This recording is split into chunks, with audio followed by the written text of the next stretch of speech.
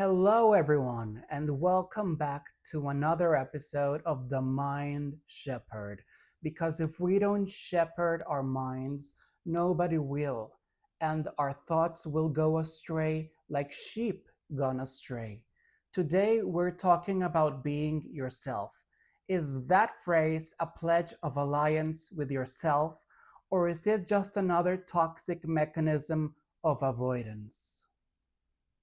So, when the Be Yourself movement started, it wasn't what it is today. When it started, it was a beautiful mixture of compassion, tolerance, and of freedom, and especially a removal of the gatekeepers which told you who you can be and who you cannot be. But as time progressed, politicians and corporations saw the public interest in that message and they sought to take control of it for the sake of their agendas.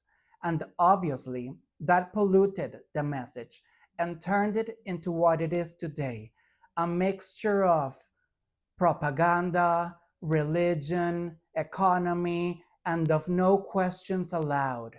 It's full of gatekeepers which tell you who you can be and who you cannot be, or else you will be cancelled, right? And people love that. So tell me something. How did we go from a pure message of freedom into a message of oppression, all under the name of being yourself? Here are a few pointers to tell if the story of being yourself you're telling yourself is real or fake. If it is real, it will withstand heavy interrogation without fear of falling apart. If it is fake, it will reject all questions out of fear of collapse. If it is real, it will align with your inner sense of integrity. If it is fake, it will align with the world's sense of integrity, meaning you will need outer success like fame, money, or particular clothing to feel like you're being your true self. If it is real, it will lead you towards wholeness. If it is fake, you will need to suppress other parts of yourself in order to be your true self, when in reality, you're just breaking yourself apart because you do not want to face who you really are.